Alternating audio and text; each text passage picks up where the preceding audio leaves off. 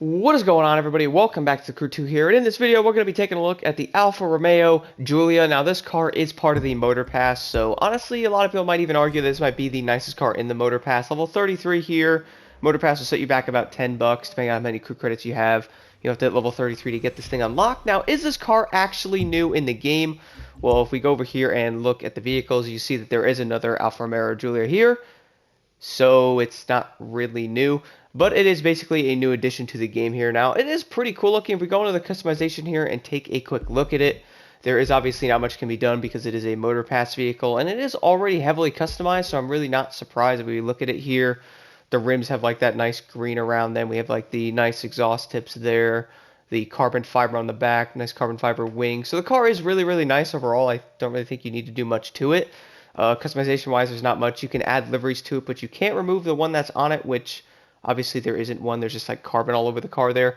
But overall, this thing is pretty awesome looking. And then vanity items, whatever you guys have there, you can throw on the vehicle if you would like. I'm sure many people are wondering, is this car worth getting? Because honestly, in a lot of people's opinion, this might be the only nice car in the Motor Pass, honestly. You can actually race around and use because the cab is kind of interesting. The limousine's actually pretty dang good, but I mean, how many people are going to really be using that? I'm not going to be one of them. Anybody might want to be using an actual car. This is the only actual vehicle to use for racing in this Motor Pass. So let's go take a look at it outside and do a top speed run on it, and then let's take it into a race. Arriving outside here, as you guys see, I did spawn on the highway way out in the middle of nowhere here with cows running across the highway over there, which is... should not be doing that. You're going to get run over. But anyway... taking a look at this car right now. So how does this thing look overall? Honestly, this is a pretty good looking vehicle. I do like what they did with the design of it overall. Let's listen to it. Sounds pretty decent. Not a huge fan of how Giulias sound, to be 100% honest, just for me. But overall, the interior is pretty nice. Got the nice green there, nice carbon fiber. It actually does look pretty good in here. So let's go drive this thing right now. See how this thing does. So acceleration overall seems like it's on par with a lot of the other street vehicles. Interesting to see what the top speed on this car is going to be. Considering the Chevrolet 3100 pickup does 250 miles an hour. Kind of hilarious how that truck can actually beat other cars in a top speed run. That's pretty great. Love the logic. So 6 speeds there, which is good for racing. Handling might seem pretty decent. Let's see if we can get this thing to top speed now. I figured I'd pick a nice little highway here, which I might have picked a terrible highway to do the speed test on, which was my bad there, but nonetheless. So right here, I'm actually already hitting the rev limiter there. It's still going up though. 245 miles an hour is going to be max speed on this car. Wait, I mean, that's pretty decent. I mean, really not going to be pushing the cars that hard normally.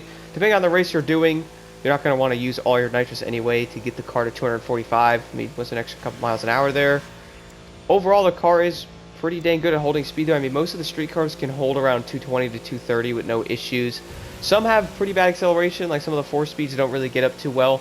Overall, this car seems pretty decent. Let's go take it into a race and see how it performs in there. Jumping into the race here with the Giulia. So I did previously mention in a different video that I will be doing different street races instead of the sleeper, and I think that is a good thing because I don't want to test every single car on the same race when there's a lot of races to do on here that are pretty fun. Anyway, jumping right into this. So overall, first impressions of this car, how is it? Well, I'd have to say it's pretty average, honestly, when it comes to the street class. The speed on it's pretty decent. I mean, it gets up to speed nicely. Like right now, I'm already doing 220. A lot of the street cars will be able to do that, though. The big thing about some of these cars, though, is the handling. Like the Wasp Edition from the Summit, for example. That car only does 238 miles an hour, but the handling on that car is insane. Funnily enough, that car can get beat by a 3100 Chevrolet, which is hilarious on a straight line. But in this, at least for turns, it will be better. But a lot of the races do require speed and turning, so especially in summits and all that. If you look at to run some of these vehicles, it might not be the greatest decision here. Overall, this car does look pretty dang nice, though.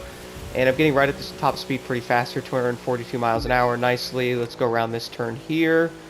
So overall, the car handles pretty dang good from first driving it. Let's see the brake test here. Brakes seem decent. I did downshift there, so they probably might have been a little better than they looked. Overall, they don't seem bad, though. Some of the brakes are terrible. You can definitely all agree on that. Overall, the car seems pretty decent so far.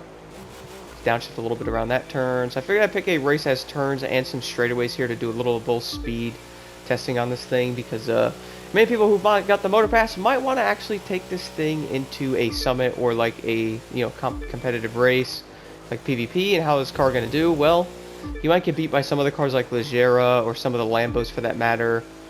but there's definitely some cars that'll probably be better than this one. Nonetheless, it seems decent for the most part. It's handling nicely. It's got good speed. Interior view when racing. Let's take a look at that. So nice and open if you wanted to race like this. Nitro seems to be doing pretty decent with the car as well. It's not holding it back too much. Keep speeding up here. So I really had to slow down too much, except for that turn, sliding right into the guardrail there, going a little too fast. The car doesn't have a lot of oversteer with this build or anything like that, so it's holding its line pretty nicely going around turns. It's not losing itself, which is a good thing. Right there you can see how tight the handling was there. It didn't lose itself at all. Same right there. Nice tight handling with this build. It's funny how these builds all work on a lot of the cars, pretty much go from there and adjust it. Pretty funny how that actually works. One thing I'm not a huge fan of, to be honest, is this car's engine sound. I don't know, I'm not a big fan of it. Sounds similar to some of the cars on GTA, and I don't know if I'm a huge fan of that, but regardless, the car is, you know, pretty nice. And I like what they did with it. They did nice customizing it. They didn't ruin the car or anything like that. It has nice, like, it looks good with that green, nice little body kit. I'm sure many people are probably not going to get this motor pass or wonder if they should get it, and well, if you're a fan of the Giulia, at least you'll have a nice version of that car there, but the other vehicles pretty much are kind of just there unless you're doing these new missions. There's really no point of actually doing that, but regardless, this car is pretty nice overall, guys. I have to say, is it worth getting? If you're a fan of the car, definitely go after the motor pass there, but if you're like not a fan and you're not really too into these, getting the motor pass pretty much for the other levels and like other stuff to unlock is pretty much worth it. The cars, I mean, they're all right. Looking forward to seeing what other vehicles come out, maybe to, later in the week or other weeks when the other vehicles will be released in this game. Thank you all so much for watching, and right now take a look at the settings I have on the vehicle. They definitely make this thing really good. And I'd also say on their other Giulia as well, they'll probably do great on there. Pretty much the exact same car for the most part. Overall, this car is above average, I'd say, in the street class.